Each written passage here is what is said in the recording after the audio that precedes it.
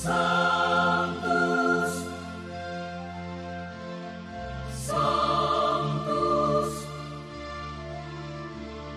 Sanctus Dominus Deus Sabaoth.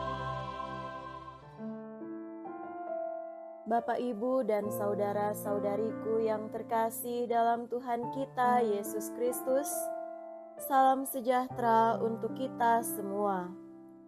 Berkat Allah yang Maha Kuasa senantiasa menyertai kita.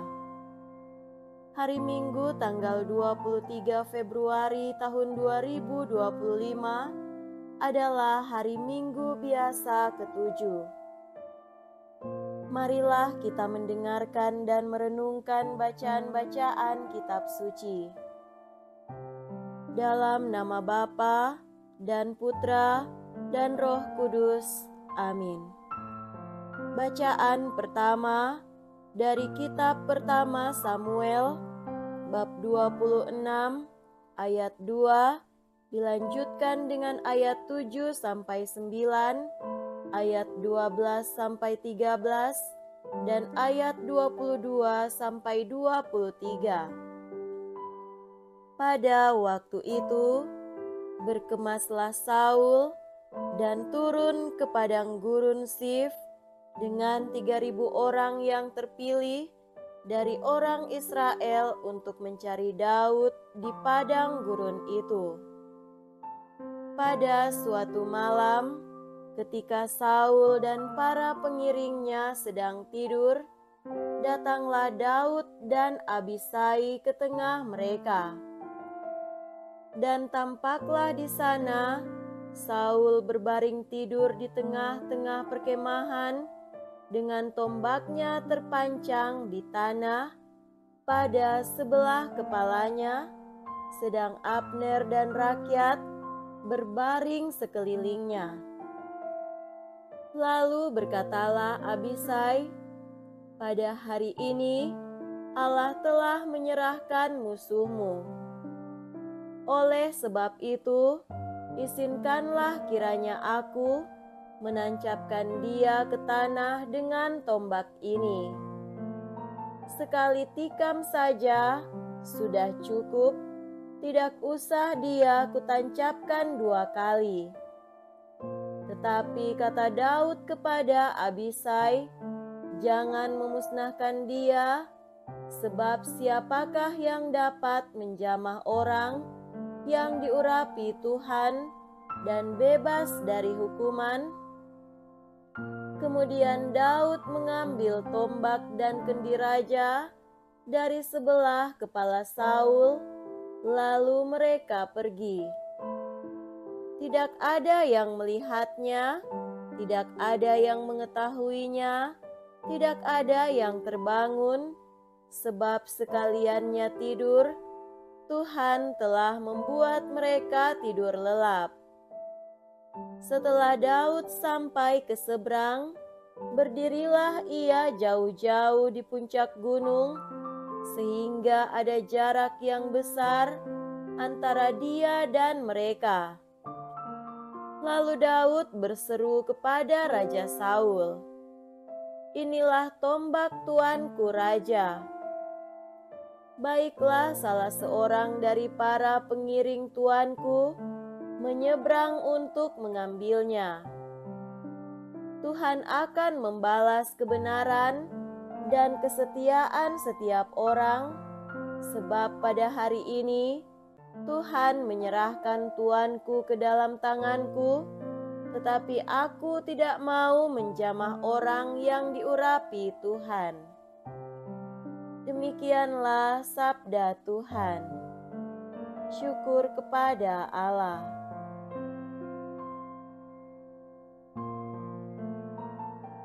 Bacaan kedua dari surat pertama Rasul Paulus kepada jemaat di Korintus, bab 15, ayat 45 sampai 49. Saudara-saudara, seperti ada tertulis, manusia pertama Adam menjadi makhluk yang hidup, tetapi Adam yang akhir menjadi roh yang menghidupkan. Yang mula-mula datang bukanlah yang rohaniah, melainkan yang alamiah. Barulah kemudian datang yang rohaniah. Manusia pertama berasal dari debu tanah dan bersifat jasmani. Manusia kedua berasal dari surga. Makhluk-makhluk alamiah sama dengan yang berasal dari debu tanah, dan makhluk-makhluk surgawi sama dengan dia yang berasal dari surga.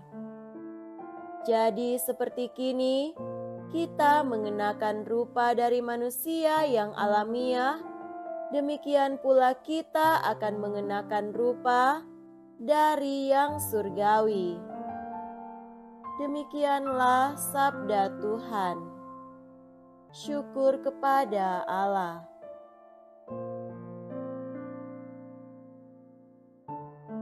Semoga Tuhan beserta kita sekarang dan selama-lamanya.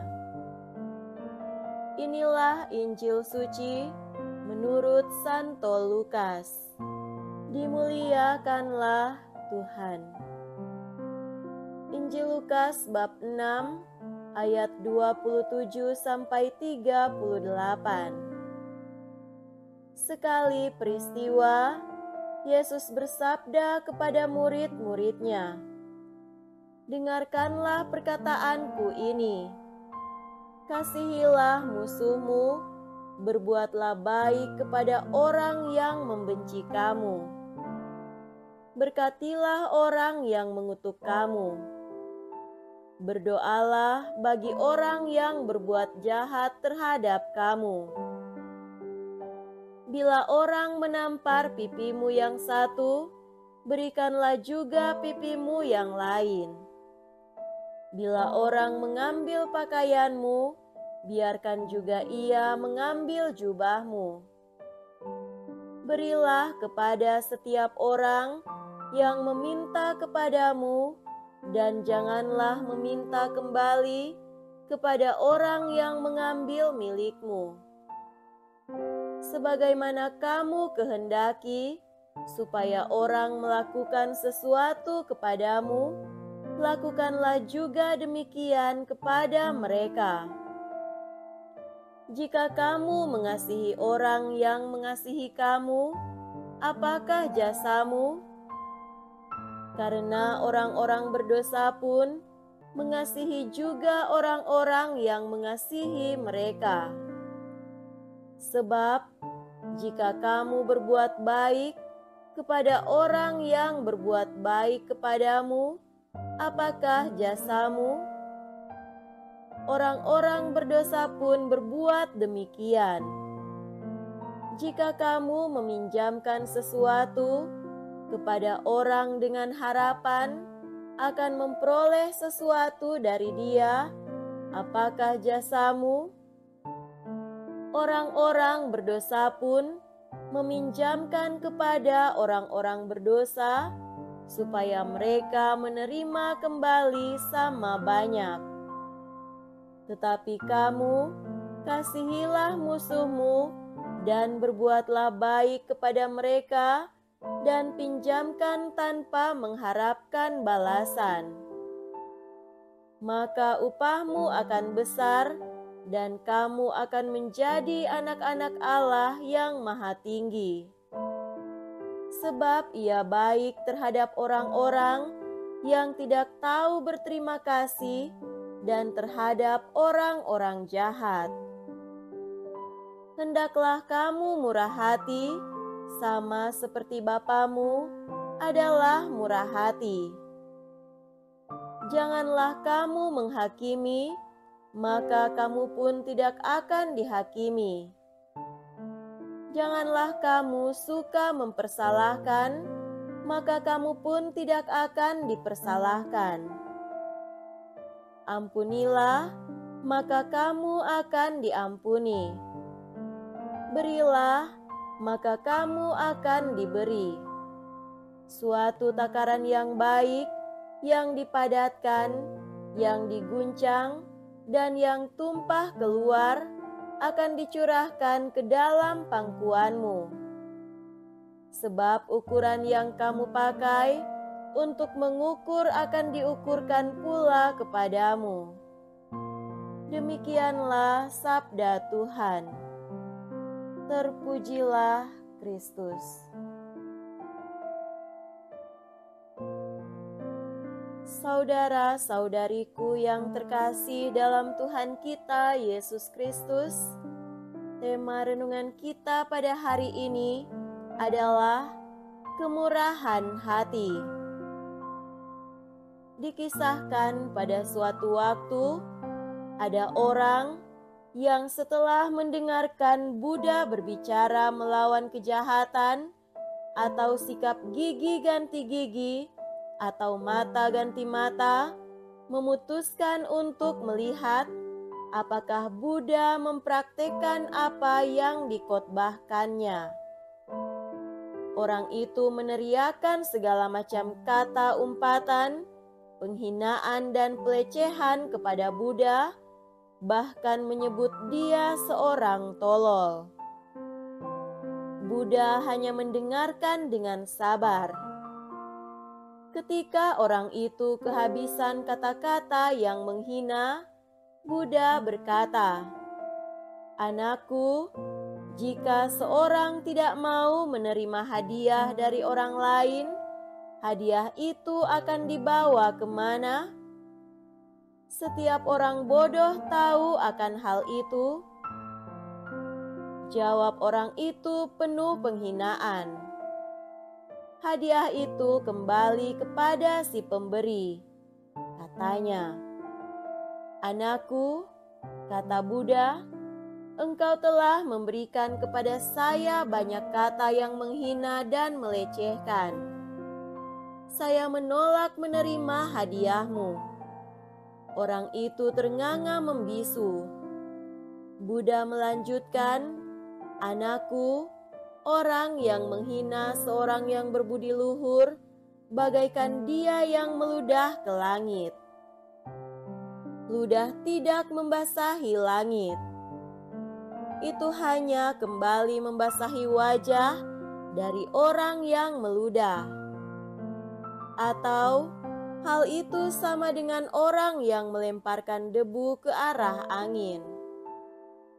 Debu tidak mencapai targetnya, tapi hanya bertiup balik ke wajah orang yang melemparkannya." Saudara terkasih, Injil hari ini mengajak kita untuk merenungkan tentang ekspektasi Allah dari kita, yakni untuk bermurah hati. Hendaknya kamu murah hati, sebagaimana Bapamu murah hati adanya. Kemurahan hati adalah bentuk nyata dari kasih yang juga menjangkau musuh-musuh. Kasihilah musuhmu, berbuatlah baik kepada orang yang membenci kamu. Apapun yang dilakukan orang lain kepada kita, tidak ada alasan untuk membenci atau menyingkirkan dia. Ia perlu dirangkul dengan pendekatan kasih. Kita yakin kasih akan mengubah dia menjadi orang penyayang, bukan pembenci atau pendendam. Mungkin kita akan heran dan bingung dengan cara pendekatan kasih oleh Yesus yang mengajak murid-muridnya untuk mencintai musuh. Jika pipi sebelah kiri ditampar, seorang murid harus menawarkan juga pipi sebelah kanan. Kalau kita berpikiran sehat, akan muncul pertanyaan seperti apakah saya tidak berhak membela diri jika diperlakukan sedemikian buruk? Apakah saya tidak boleh menuntut keadilan? Pertanyaan-pertanyaan itu sah-sah saja. Namun, kita perlu ingat bahwa kata-kata Yesus itu harus ditempatkan dalam konteks lebih luas dari seluruh pengajarannya. Kita tidak dapat hanya mengambil satu kalimat atau satu ayat untuk membenarkan diri seperti yang dilakukan oleh kaum fundamentalis. Kutipan ini ada dalam konteks khotbah di bukit yang mengajak para pengikutnya untuk berbahagia dengan menjalankan perintah-perintah Tuhan. Perintah yang utama adalah kasih yang diwujudkan dalam kemurahan hati. Secara khusus, Yesus mau mengajarkan kepada para murid-Nya untuk bermurah hati. Hendaknya kamu murah hati, sebagaimana Bapamu murah hati adanya. Saudara-saudari terkasih, bacaan pertama berkisah tentang Raja Daud dan Saul. Pada malam hari, Daud masuk perkemahan Saul ketika semua penjaga tertidur lelap. Di situ ia menemukan Saul sedang tertidur dengan tombaknya yang tertancap di tanah di samping kepalanya. Sebenarnya, ini merupakan kesempatan emas bagi Daud untuk membalas dendam dengan menghabisi nyawa Saul yang telah berupaya membunuh dia dengan pelbagai cara. Namun Daud tidak menggunakan kesempatan emas ini untuk membalas dendam dengan membunuh Saul. Jangan bunuh dia, sebab siapakah yang dapat menjamah orang yang diurapi Tuhan dan bebas dari hukuman? 1 Samuel bab 26 ayat 9. Inilah suatu contoh tentang mencintai musuh dan mempraktekkan kemurahan hati, sebagaimana juga diajarkan oleh Buddha, Daud, dan Yesus yang memilih bersikap murah hati. Kita tidak ingin ludah kita kembali membasahi wajah kita atau debu yang kita lemparkan berbalik ke wajah kita. Kita dapat bertanya, sejauh mana kemurahan hati menduduki tempat sentral dalam kehidupan kita sebagai pengikut-pengikutnya? Sejauh mana saya mengedepankan pendekatan kasih terhadap mereka yang membenci atau memusuhi saya? Sikap dan cara pendekatan kasih yang diajarkan Yesus hendaknya menjadi pedoman dan model dalam perjumpaan kita dengan orang-orang lain. Semoga demikian. Amin. Dalam nama Bapa dan Putra dan Roh Kudus. Amin.